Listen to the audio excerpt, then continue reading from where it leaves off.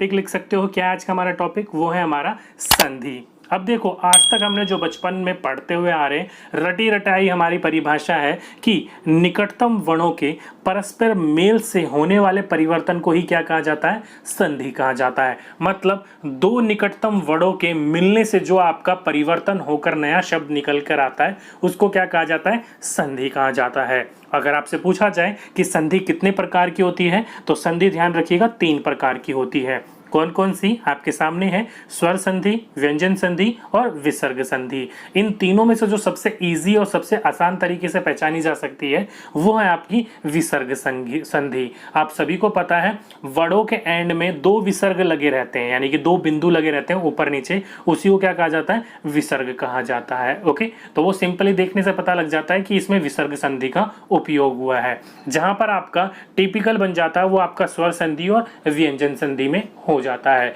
जहां से अधिकतर आपके क्वेश्चन जो देखने को मिलते हैं वो स्वर संधि से देखने को मिलते हैं। सही सुन रहे हैं आप? स्वर संधि से आपके ज्यादातर क्वेश्चन पूछे जाते हैं। ओके, अब ये स्वर संधि क्या होता है, तो मैं आपको इसमें 2 टॉपिक ये जो आपका क्लियर कराऊंगा वो 2 वीडियो में करवाऊंगा। एक में बात करेंगे हम स्वर संधि के बारे में और दूसरे में बात करेंगे व्यंजन और विसर्ग संधि के बारे में। ओके, आज हम बात करने होंगे स्वर संधि के बारे में। अब ये स्वर संधि होता क्या है, तो देखो आज तक हम जो परिभाषा पढ़ते आ रहे हैं वो यही पढ़ते आ रहे हैं कि 2 स्वरों के मेल से जो परिवर्तन होता है ना, उसी को ही हम स्वर संधि कहते हैं। फॉर एग्जाम्पल के रूप में आपने कई बार बचपन में पढ़ा है कि विद्य जमा आर्थी, उसका क्या हो जाता है? विद्यार्थी। या फिर सूर्य जमा उदय, सूर्य उदय। इस प्रकार से जब आपके मिलते हैं स्वर, स्वर के मिलने से जो परिवर्तन होता है उसको क्या कहा जाता है? स्वर संधि कहा जाता है। ओके, अगर आपसे पूछा जाए क्वेश्चन कि स्वर संधि कितने प्रकार के होते हैं, तो ध्यान रखिएगा स्वर संधि 5 प्रकार के होते हैं। इंपॉर्टेंट क्वेश्चन है कि संधि कितने प्रकार के होते हैं, तो 3 प्रकार के, स्वर संधि, व्यंजन संधि और विसर्ग संधि।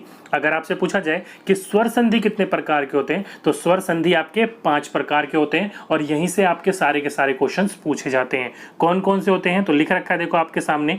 पहला दीर्घ संधि, दूसरा गुण संधि, तीसरा यण संधि, चौथा वृद्धि संधि और 5वीं अयाधि संधि। इन पांचों के पांचों संधि के बारे में पढ़ेंगे और वो भी ट्रिक के साथ। ध्यान रखिएगा, एक एक करके बताऊंगा आपको और नॉर्मल वे में, यानी कि जो आपकी बेसिक नॉर्म एजुकेशन होती है उससे भी पढ़ाऊंगा और ट्रिक के भी माध्यम से पढ़ाऊंगा, ताकि दोनों नॉलेज आपको मिल सके।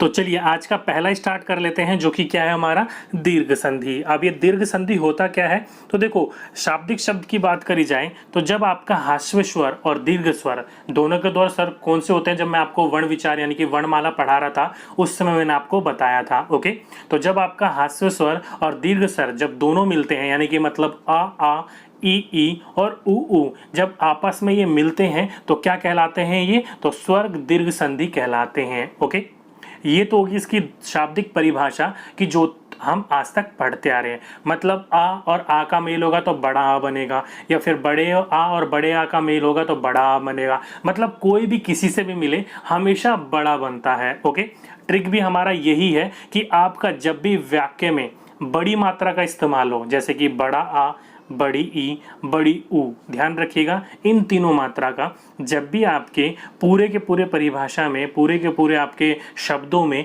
बड़े आ, बड़े ई, बड़े ऊ की, इनके अलावा कोई और मात्रा नहीं, ये 3 मात्रा बड़े आ, बड़े ई और बड़े ऊ, इसके अलावा और भी बड़ी मात्रा होती है लेकिन वो नहीं, बस ये 3 बड़ी मात्रा जो आपके प्रयोग होए तो वो समझ लीजिएगा आपकी क्या है? दीर्घ संधि है। ओके, फॉर एग्जाम्पल कि जैसे कि परम जमा अणु। अब ये देखो परम जमा अणु में मिलकर क्या बन जाता है? आपका परमाणु बन जाता है। अब देखो परम में आखिरी में माँ है, माँ के आखिरी में छोटा आ है। अब छोटा आ की मात्रा आप लगाओ ना लगाओ हमेशा लगी रहती है। ओके, और उसी के साथ साथ में आपका अणु में छोटा आ है, तो छोटा आ और छोटा आ बढ़ मिलकर क्या बन गया? बड़ा आ मिल गया। और परमाणु में देखो बड़ा आ की मात्रा है ना, तो देखो यहाँ पर बड़े की मात्रा है। वैसे आपका रवि जमा इंद्र, देखो यहाँ रवि में ई की मात्रा छोटी थी लेकिन यहाँ आकर क्या होगी? बड़े ई की मात्रा होगी। या फिर भानु जमा उदय, देखो ऊ में क्या थी? छोटी मात्रा थी लेकिन यहाँ पर आकर बड़े ओ की मात्रा हो गई। ओके, तो जब भी आपके शब्दों में बड़े आ की मात्रा, बड़े ई की मात्रा या बड़े ऊ की मात्रा देखने को मिले तो वो क्या कहलाएगा? आपका दीर्घ संधि कहलाएगा। ओके, नेक्स्ट है गुण संधि। अब ये शाब्दिक शब्द में क्या होता है, तो ध्यान रखिएगा जब भी आपका आ या फिर बड़ा आ के पश्चात ई और ई हो तो हमेशा किस में चेंज हो जाएगा, ए में चेंज हो जाएगा, छोटे ए में। या फिर आपका आ या आ के साथ ऊ या बड़ा ऊ हो तो वो किस में चेंज हो जाएगा, वो छोटे ओ में चेंज हो जाएगा। या फिर आपका आ या आ के पश्चात ऋषि, देखा होगा आपने री यानी कि ऋषि का इस्तेमाल होता है तो वो आपका अरे में चेंज हो जाता है। ओके, तो ये तो हो गया इसका शाब्दिक रूप। अब इसको छोटा करने के लिए हम क्या करें, तो जब भी आपके शब्दों में छोटे ए की मात्रा जो कि इस प्रकार से लगती है या फिर छोटे ओ की मात्रा आपको देखने को मिले तो समझ लीजिएगा क्या है, वो आपका गुण संधि है। क्योंकि अभी आपने देखा दीर्घ संधि में ना ही छोटे ए की मात्रा के इस्तेमाल हो रही थी और ना ही छोटे ओ की मात्रा के इस्तेमाल हो रही थी। ओके, तो जब भी आपके वाक्य में छोटे ए की मात्रा या फिर छोटे ओ की मात्रा देखने को मिले तो वो क्या कहलाएगा, आपका गुण संधि कहलाएगा। जैसे कि देव जमा इंद्र।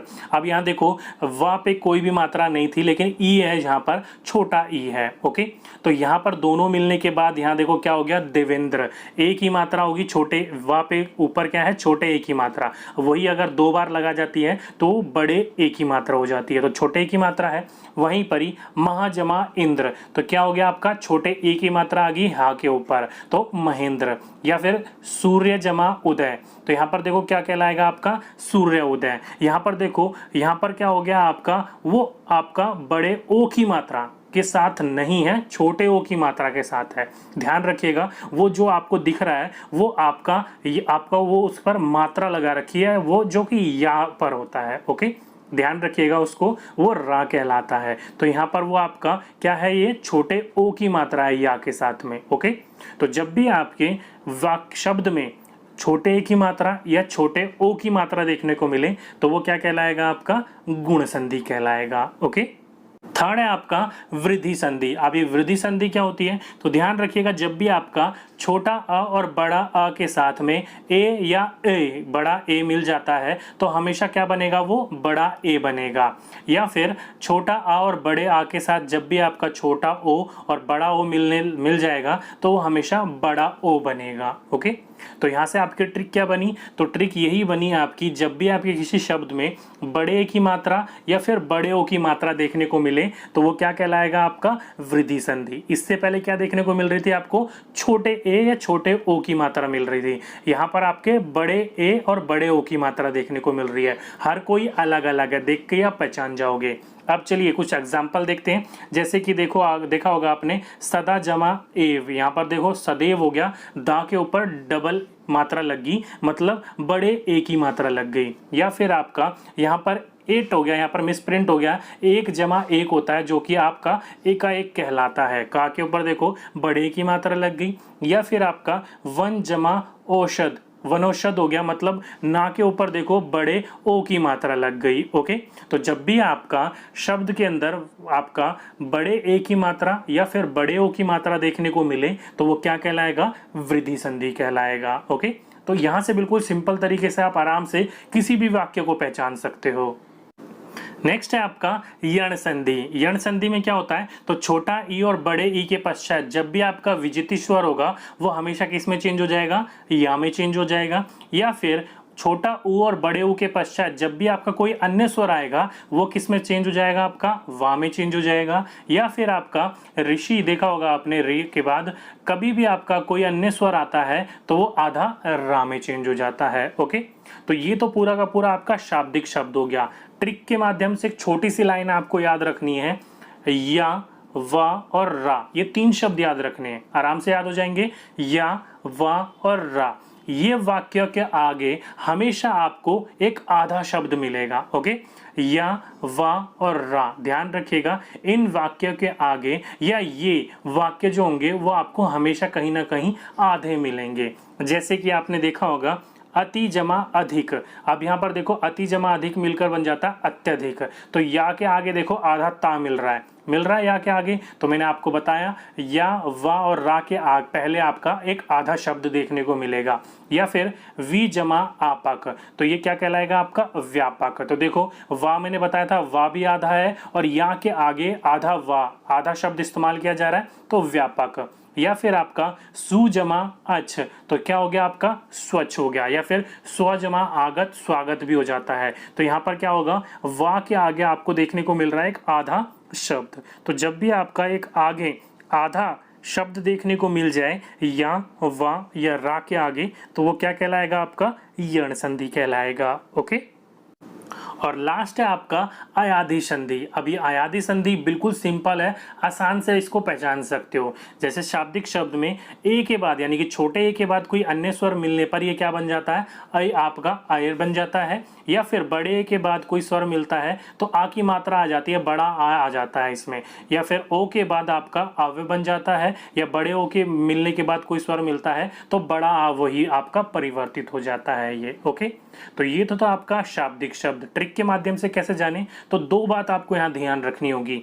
यहाँ पर पहली बात तो ये ध्यान रखनी है कि इन शब्दों में कभी भी छोटे ए की मात्रा, बड़े ए की मात्रा, छोटे ओ की मात्रा और बड़े ओ की मात्रा का इस्तेमाल नहीं होता है। कभी भी आपका इन मात्रा का इस्तेमाल आपको देखने को नहीं मिलेगा। और साथ ही साथ में ये जो वाक्य होते हैं, ये जो शब्द होते हैं आपके, वो अधिकतम 3 अक्षर के होते हैं। 3 अक्षर से आपको ज्यादा देखने को नहीं मिलते हैं। जैसे कि एग्जाम्पल के रूप में देखो, न जमा अन, नयन हो गया, 3 शब्द है यहाँ पर। या फिर गो जमा अक, क्या हो गया आपका गायक, 3 है आपके। या फिर पो जमा अन, पवन हो गया, 3 शब्द है यहाँ पर। तो देख सकते हो हमेशा आपको ये 3 शब्दों के अंदर देखने को मिलेगा, चाहे वो नयन हो, गायक हो, पवन हो, या इसी प्रकार के कुछ और भी एग्जाम्पल आप लगाकर देख लीजिएगा किसी भी प्रकार का, वो हमेशा आपका 3 में ही बनेगा। चाहे भो जमा अन हो भवन होगा, या फिर हो जमा अन हो हवन होगा। किसी भी वाक्य को मिला लो आपको, वो आपका हमेशा 3 वाक्य का बनेगा, उससे ज्यादा बहुत कम मिलने को बनता है। जैसे कि पो जमा अन पवन हो गया, नो जमा एक नाविक हो गया, या फिर भौ जमा उक भावुक हो गया। किसी भी शब्द को मिला लो आप, वहां पर आपको 3 वाक्य में ही देखने को मिलेगा, 3 शब्दों में ही देखने को आपको ये मिलेगा। ओके, इसमें कभी भी आपको ध्यान रखिएगा, छोटे ए की, बड़े ए की, छोटे ओ की और बड़े ओ की मात्रा का इस्तेमाल नहीं किया जाता है। ओके, तो ये थे आज के आपके पूरे के पूरे स्वर संधि के बारे में।